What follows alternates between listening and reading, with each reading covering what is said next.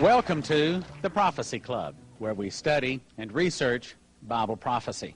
Our topic tonight is America's occult holidays. Now, I was raised celebrating these holidays and doing things like trimming jack-o'-lanterns, and I went on trick-or-treat, and I didn't understand what I was doing either, so don't feel bad when you hear some things tonight that drop your mouth open and say, I had no idea what I was doing and what I was really celebrating. But in fact, there's a lot of occult behind our holidays. Now, that's not to say that we should not celebrate the birth of Jesus or the resurrection of Jesus. I will celebrate my Lord's holidays. But there is a lot of occult that is wound in them, and he's going to be exposing that. Well, who is he, and has he earned the right to talk about that? As a matter of fact, he has. His family has been in the Illuminati for 189 years, 7 generations. He's a third-degree master witch. He was raised in an occultic Illuminati family. And I asked him, I said, Doc, have you read books? Have you researched this? Did you go down to the library to learn all of these things? And he said, no. He said, this is just the way we lived. This is the way we celebrated our God.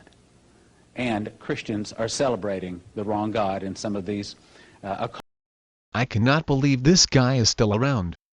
I even see him in popular internet Christian sites. He is one of the original Satan Scare Panic group. He has been conning people for years.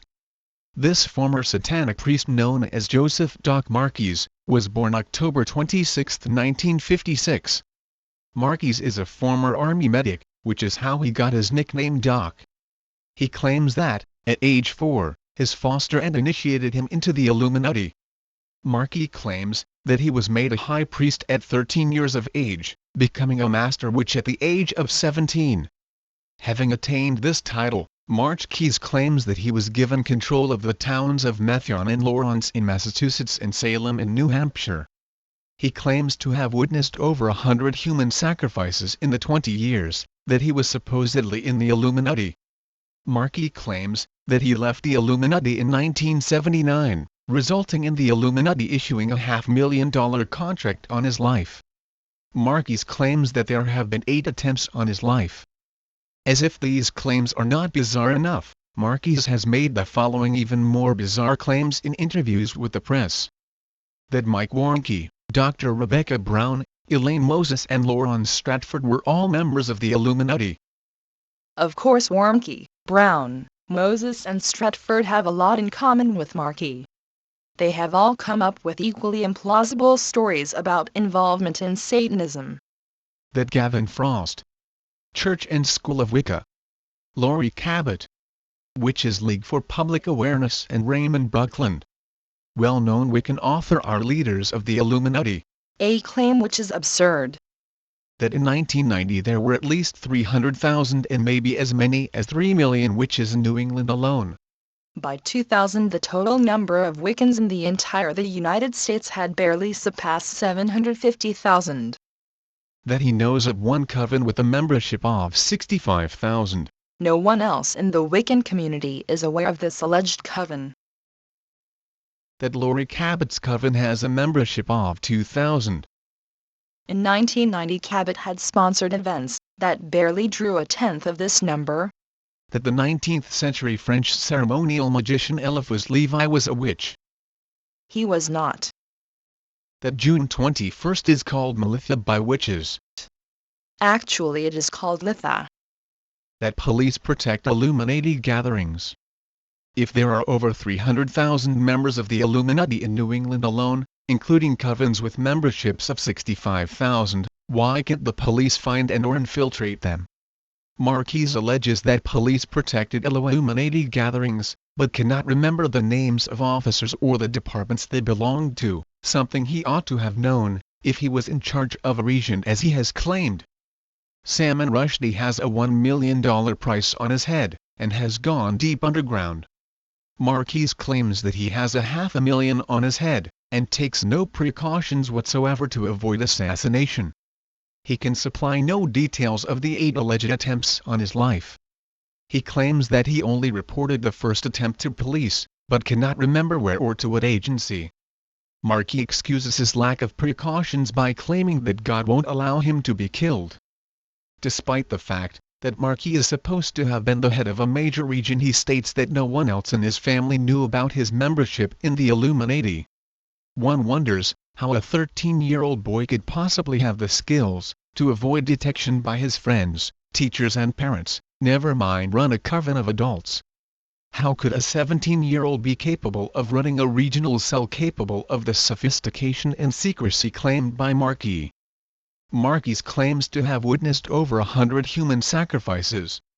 On the 24 June 1987 Oprah Winfrey Show he stated, "And the thing is, we didn't body bag these people afterwards.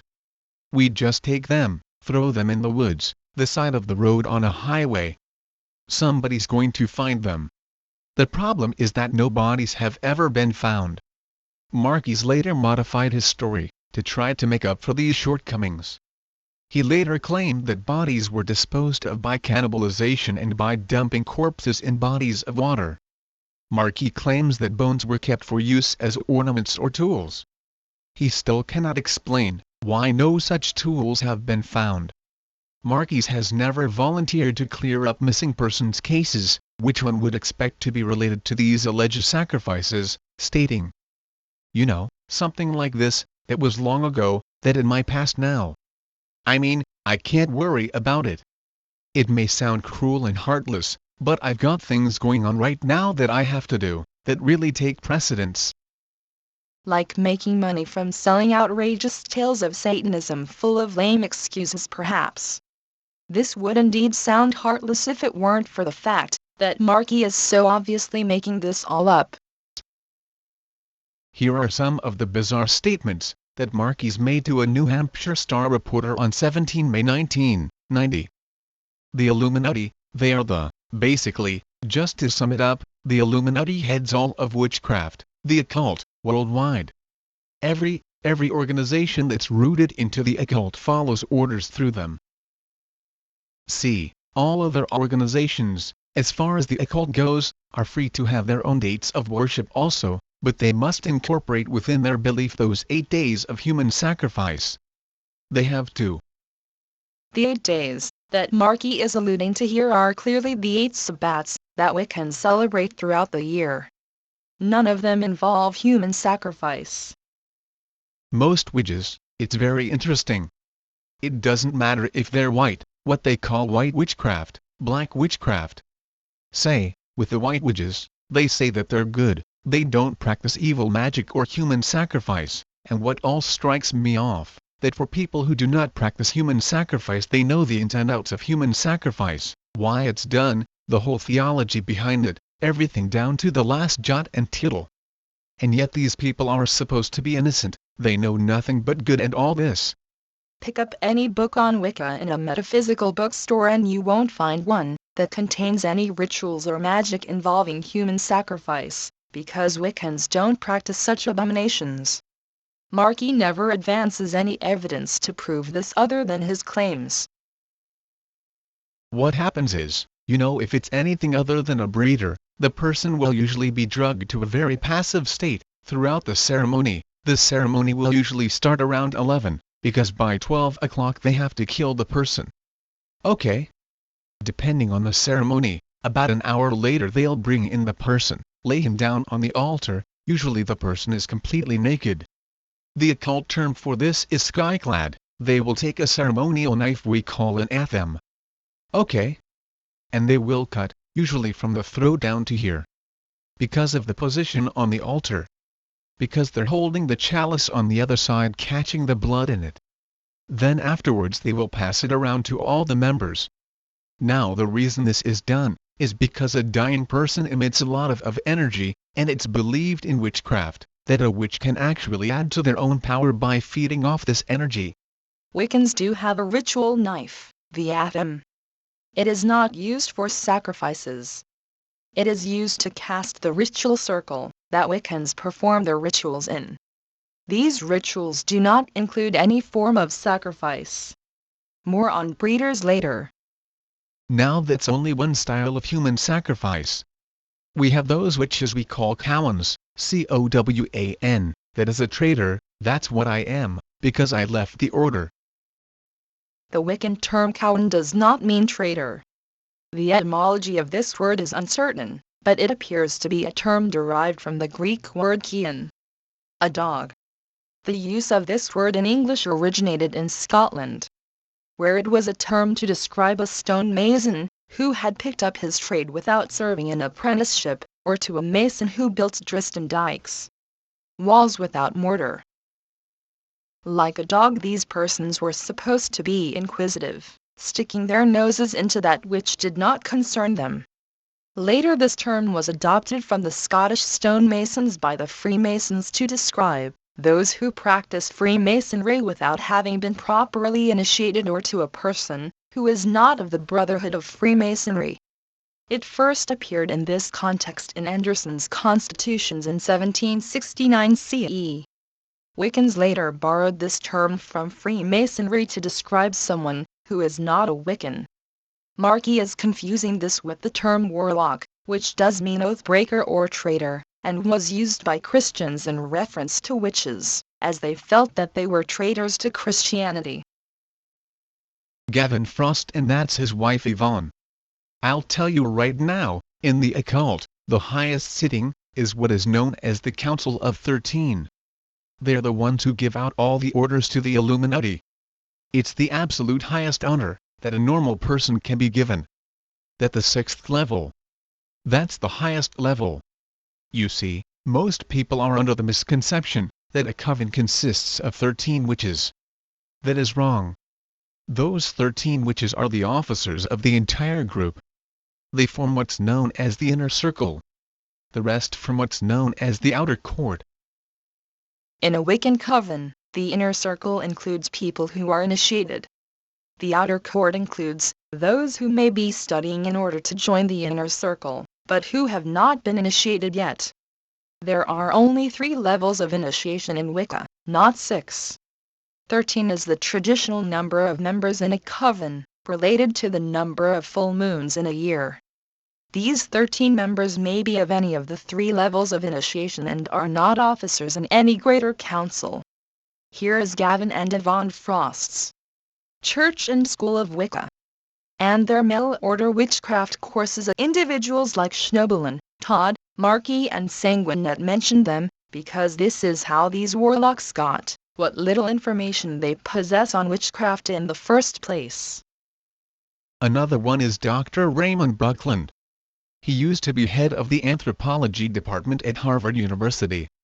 He's in the Illuminati. He sits on the Council of 13. Raymond Buckland is a well-known Wiccan author. Buckland was never head of the anthropology department at Harvard. This claim was previously made by John Todd. Marquis probably borrowed this error from Chick Publications literature, which relies heavily on Todd's outrageous claims. There are witch queens right now who are 13 years old, whose entire authority is over an entire state. Their word is law. Witch queen is the title given to every woman initiated into the 3rd degree in Alexandrian Wicca. There is an example of the use of this title in an Alexandrian 3rd degree ceremony in Ferrars. What witches do. Another place that they might have found a reference to this is in Doreen Valiente's book Witchcraft for Tomorrow. In her first chapter, The Old Gods, she speaks of how churchmen and other writers described a naked girl at the Sabbats, regarded as the queen of the Sabbat. Stories like this inspired Gerald Gardner to describe a scene like this in his only work of fiction, High Magic Sade. In Wicca, being a witch queen doesn't really make you the queen of anything. It simply indicates that you are qualified to act as high priestess of a coven. If there are several 3rd degree females in the coven, then you've got more than one queen. This usually results in one of these 3rd degree priestesses leaving to start her own coven. Other than this, the title isn't that significant. It is not possible for a 13-year-old to be initiated into most Wiccan traditions, never mind attain the 3rd degree. Most Wiccan covens will not accept anyone for training until they have reached the age of 18.